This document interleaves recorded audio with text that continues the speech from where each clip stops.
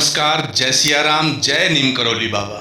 मैं पवन कुमार चतुर्वेदी आशा करता हूँ परम पूज्य गुरुदेव हनुमंत स्वरूप बाबा नीम करौली महाराज जी के आशीर्वाद से आप और आपके स्नेहीजन स्वस्थ एवं सकुशल होंगे। इन्हीं शुभ मंगल कामनाओं के साथ चलते हैं आज के क्रमांक की ओर। महाराज जी के दर्शन पाने के लिए, महाराज जी की एक झलक पाने के लिए भक्तों का तांता लगा रहता था और जो भी भक्त महाराज जी के दर्शन के लिए आता था वह किसी न किसी समस्या को लेकर अवश्य आता था।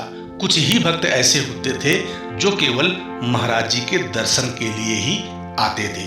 ज्यादातर लोग महाराज जी से मिलने के लिए आते थे तो कोई न कोई समस्या को लेकर ही आते थे और ऐसी स्थिति में भक्त महाराज जी के पैर छूने का प्रयास भी करते थे, लेकिन महाराज जी ऐसी स्थिति में उन्हें मना कर देते थे और कहते थे, जाओ हनुमान जी के पैर छुओ जा करके। हनुमान जी आपका कल्याण करेंगे, आपके सारे दुख सुनेंगे। इसके बाद भी जब भक्त नहीं मानते थे तो महाराज जी ऐसे भक्तों को जो समस्या लेकर आते थे उनसे कहते थे, रामचरितमानस का पाठ करो, आपके सारे काम सफल होने लगेंगे। प्रतिदिन हनुमान चालीसा का पाठ करो, आपके सारे काम सफल होने लगेंगे। और एक चीज जो विशेष रूप से महाराज जी कहते थे वो ये कि प्रतिदिन हर पल जितना समय हो आप प्रभु का पावन नाम श्री राम राम राम इसे अवश्य रटते रहो, कहते रहो और भजते रहो, सारे काम अपने आप बनते चले जाएंगे। वैसे भी मनुष्य का जीवन 3 भाव से बना है, पहला हर्ष, दूसरा शोक और तीसरा भय। हर्ष का अर्थ होता है खुशी और शोक का अर्थ होता है दुख और भय का अर्थ होता है डर।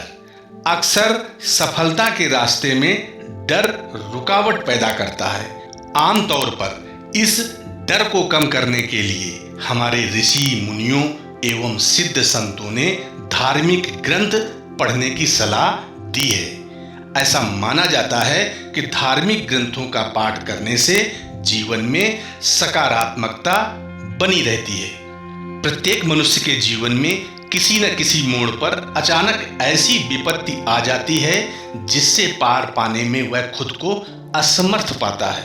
ऐसी स्थिति में जब कोई रास्ता नहीं दिखाई देता है तो ईश्वर ही एक अंतिम सहारा होता है।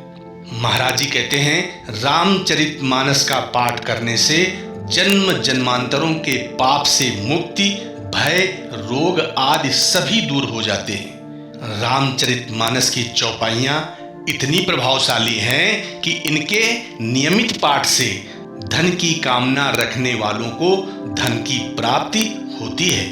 आज हम आपको एक ऐसी चौपाई बताने वाले हैं जिस चौपाई का यदि आप नियमित रूप से पाठ करते हैं तो वो आपको सुख संपत्ति से लेकर आपके सभी मनोवांछित फल को देने वाली है। तो चलिए देर न करते हुए जानते हैं उस चौपाई को। चौपाई इस प्रकार है, जे सकाम नर सुनहि जे गावहि, सुख संपत्ति नाना विधि पावहि।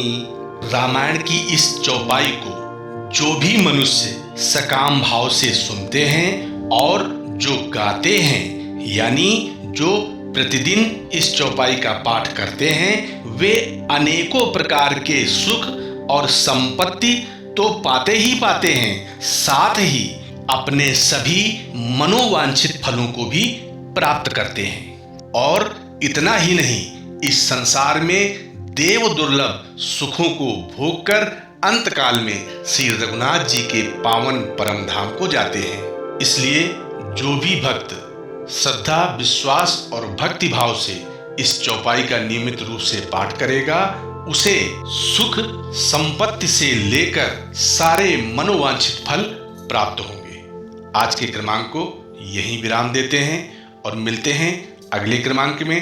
तब तक के लिए विदा लेते हैं और आशा करते हैं पूज्य बाबा नीम करौली महाराज जी की कृपा आप सब पर बनी रहे। सर्वे भवन्तु सुखिना, सर्वे सन्तु निरामया। नमस्कार, जय सिया राम, जय नीम करोली बाबा।